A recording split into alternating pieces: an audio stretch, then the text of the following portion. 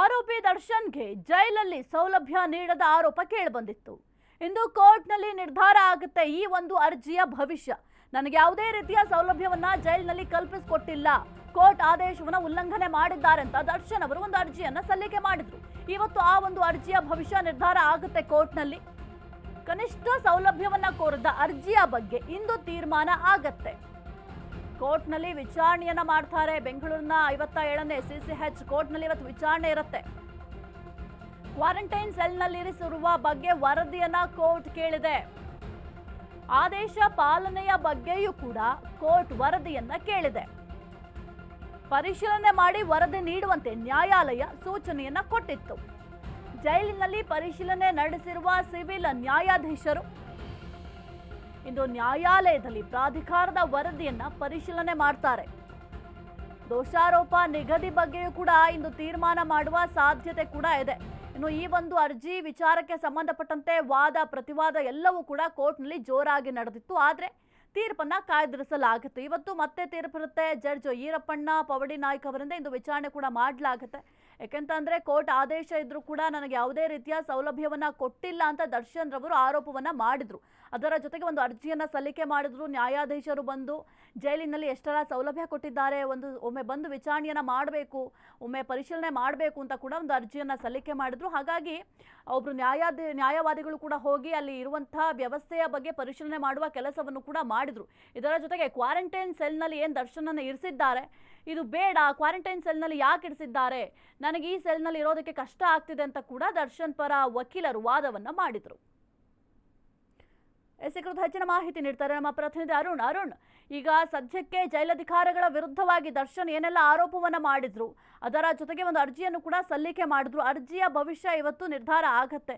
ಏನಾಗಬಹುದು? ಈಗ ನ್ಯಾಯಾಧೀಶಗಳು ಕೂಡ ಹೋಗಿ ಅಲ್ಲಿ ಜೈಲಿನಲ್ಲಿ ಕೆಲವೊಂದಿಷ್ಟು ಪರಿಶೀಲನೆ ಮಾಡುವ ಕೆಲಸವನ್ನು ಕೂಡ ಮಾಡಿದ್ರು. ಒಂದು ವರದಿಯನ್ನು ಕೂಡ ಸಿದ್ಧಪಡಿಸಿದ್ದಾರೆ. ಇವತ್ತು ಏನಾಗುತ್ತೆ? ವಾದ ಪ್ರತಿವಾದ ಯಾವ ರೀತಿ ಇರುತ್ತೆ?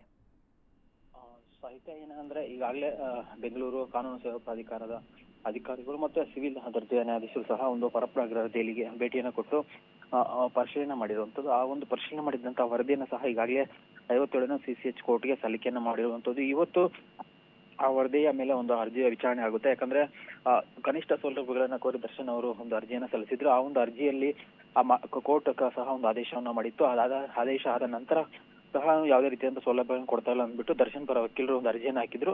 ಆ ಒಂದು ಅರ್ಜಿಯ ಏನು ನ್ಯಾಯಾಂಗ ನಿಂದನೆ ಆಗುತ್ತೆ ಅಂತ ಹೇಳ್ಬಿಟ್ಟು, ಯಾಕಂದ್ರೆ ಯಾವುದೇ ರೀತಿಯ ಸೌಲಭ್ಯಗಳನ್ನ ದರ್ಶನ ಅಂದ್ರೆ ಜೈಲು ಅಧಿಕಾರಿಗಳು ಪಾಲನೆ ಮಾಡ್ತಾ ಇಲ್ಲ. ಹಾಗಾಗಿ ನ್ಯಾಯಾಂಗ ನಿಂದನೆ ಅರ್ಜಿಯನ್ನ ನೀವು ಘೋಷಣೆ ಮಾಡ್ಬೇಕು ಅಂತ ಹೇಳ್ಬಿಟ್ಟು ಅವರ ಪರ ವಕೀಲರು ಒಂದು ಅರ್ಜಿಯನ್ನು ಹಾಕೊಂಡಿದ್ರು.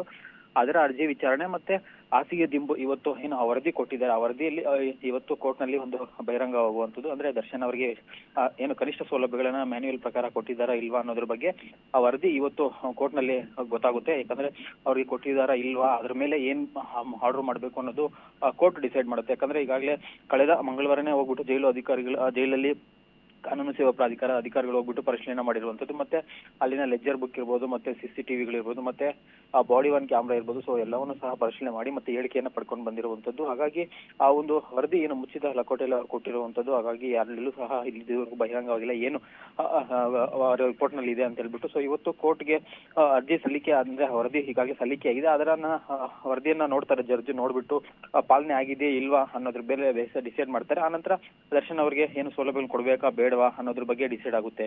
ಸಾಹಿತ್ಯ. ಓಕೆ, ಥ್ಯಾಂಕ್ ಯು ಅರುಣ್ ನಿಮ್ಮೆಲ್ಲ ಮಾಹಿತಿಗಾಗಿ.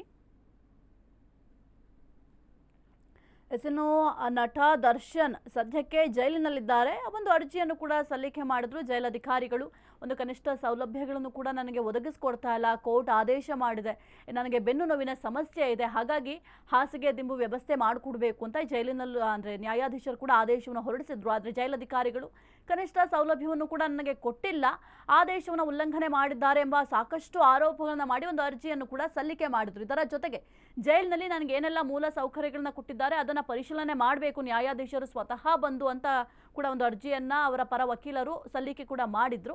ಸದ್ಯಕ್ಕೆ ಒಂದು ವರದಿ ಕೂಡ ಸಿದ್ಧಪಡಿಸಿಕೊಂಡು ಹೋಗಿದ್ದಾರೆ ನ್ಯಾಯಾಧೀಶರು. ಅದನ್ನು ಒಂದು ಮುಚ್ಚಿದ ಲಕೋಟಿಯಲ್ಲೂ ಕೂಡ ಒಪ್ಪಿಸುವ ಕೆಲಸವನ್ನ ಮಾಡಿದ್ದಾರೆ. ಇವತ್ತು ವಾದ ಪ್ರತಿವಾದ ಎಲ್ಲವೂ ಕೂಡ ಇರುತ್ತೆ. ಆ ಒಂದು ಅರ್ಜಿಯ ಭವಿಷ್ಯ ಇವತ್ತು ನಿರ್ಧಾರ ಆಗುತ್ತೆ.